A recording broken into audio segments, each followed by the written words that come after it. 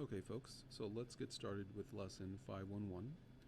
So the main idea for this lesson here is centered around the question, how do we reverse mathematical processes? What is an inverse function? Okay. So as we explore these problems in this classwork, keep those questions at the forefront of your mind. Okay. So now let's go ahead and look at question 2. So in question 2, we're given this problem. We have a function machine, and when Anita goes ahead and inputs 3 into the machine, she gets back 7. And when she inputs 4, she gets 9. And when she inputs -3, -5 comes out. And question A says, first, make a table to organize the inputs and outputs for the machine. So let's go ahead and do that. So let's go ahead. So when you think of inputs and outputs, you should think of x's and y's. But for the sake of this analogy, we're going to use the phrase inputs and outputs. Okay, so now I'm going to fill in the information that they gave us. If input 3, 7 came out of the machine. If you put in 4, 9 came out of the machine. If you put in -3, -5 comes out of the machine. Okay, then it says explain in words what the machine, what is the machine doing to generate the outputs? Well, let's go ahead and look at the inputs. So the first pair, 3 to 7. So the question that you have, one way to approach trying to figure out what the machine is doing is to ask yourself, how do you take 3 and turn it into a 7? So some folks might say that, okay, well, just add 4. Okay, so then the machine must be adding 4 to the input because 3 plus 4 is 7. Okay, well, let's see if that continues. 4, if you add 4 to 4, that gives you 8. But we can see here in the table that when the input is 4, it's supposed to give you a 9. So that tells you right there that the machine is not just adding 4, okay? Because it wouldn't give you out the correct output that we see here in the highlighted table.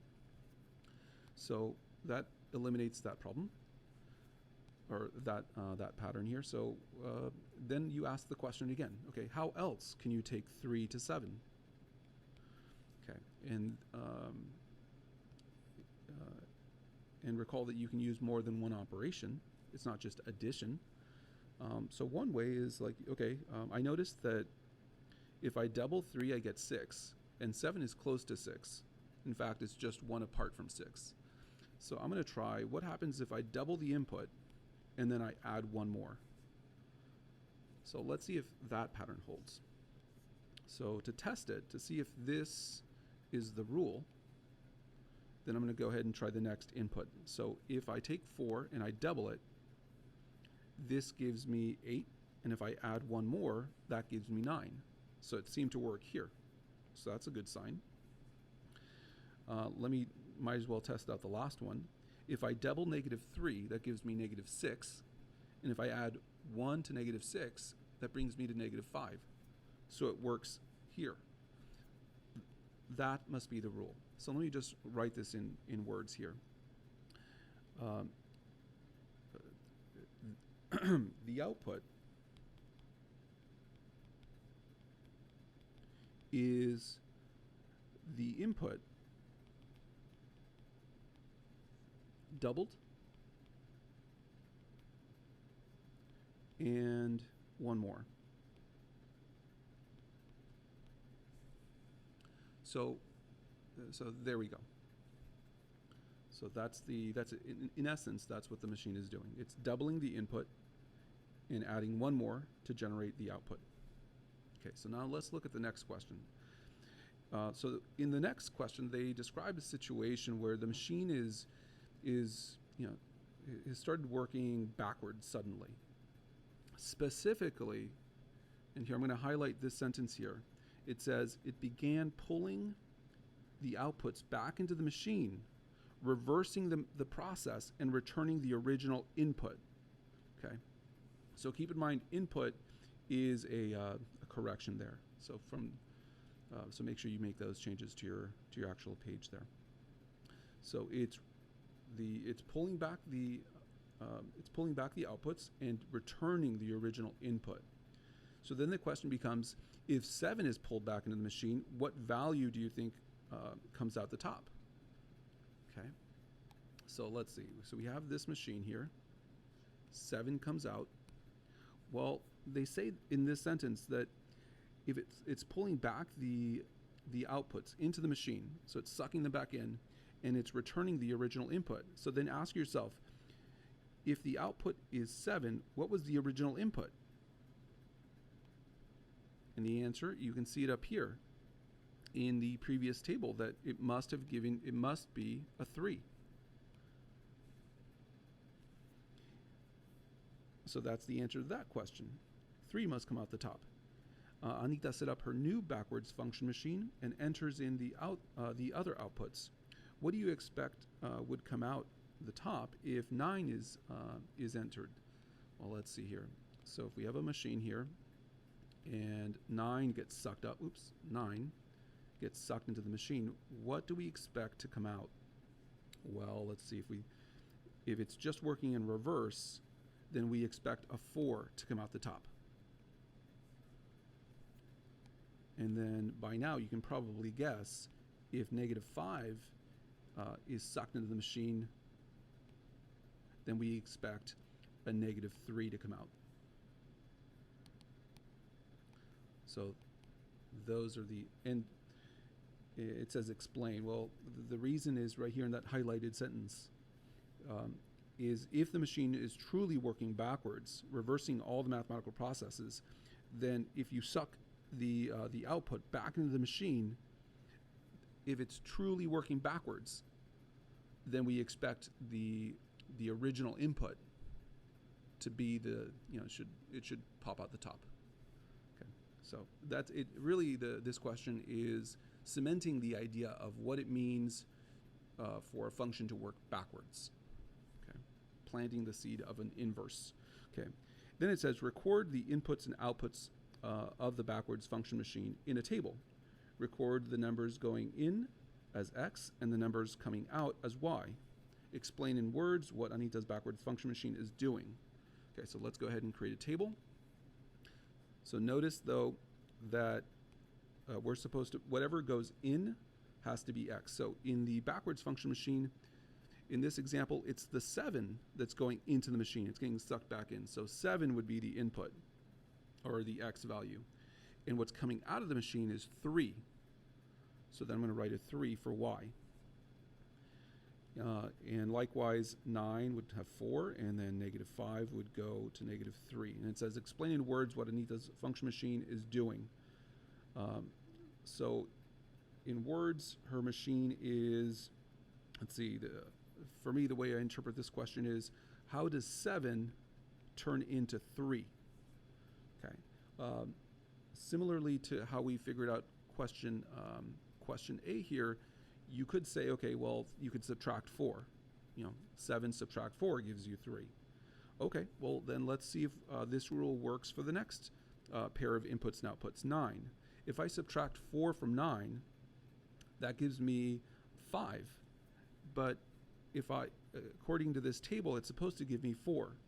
So that means that tells you right there that the machine is not just subtracting 4, okay, because it wouldn't give me the correct output for 9. So let me try again. I'll ask the question, how else could 7 turn into 3? Well, I noticed that if I divide 7 in half, I get 3. That's pretty, I'm sorry, if I divide 7 in half, that's close to 3 is what I meant to say. But 3 is not 3 doesn't have or if I divide 7 in half, I know it's going to be a decimal. So to avoid the decimal, I'm going to go ahead and subtract 1 from 7. That'll give me a 6. And then I realize that if I take half of 6, that gives me a 3. So I'm going to go ahead and I think the rule would be take 1 away and then divide by 2. So I'll put that into words. Let's see, subtract. Okay, let's see. The output is 1 less than the input. And then halved.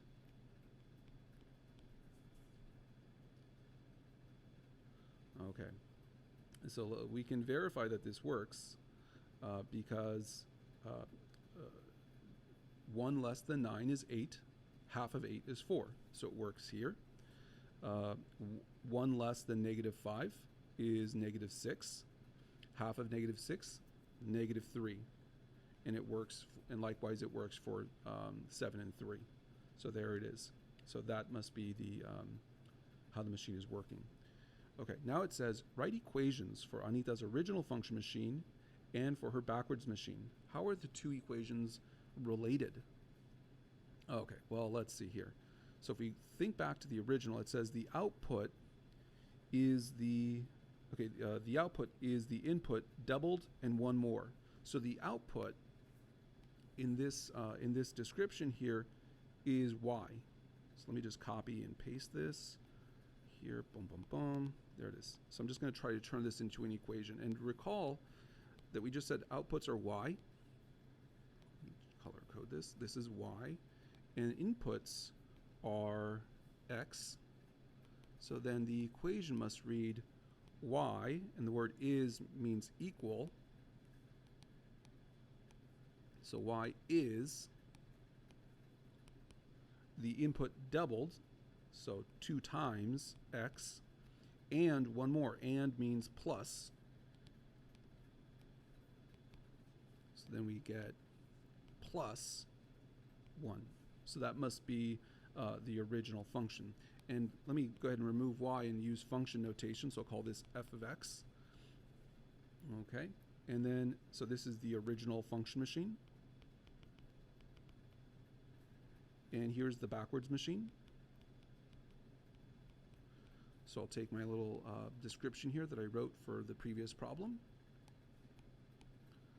Okay, there it is. And it says the output is 1 less than the input halved.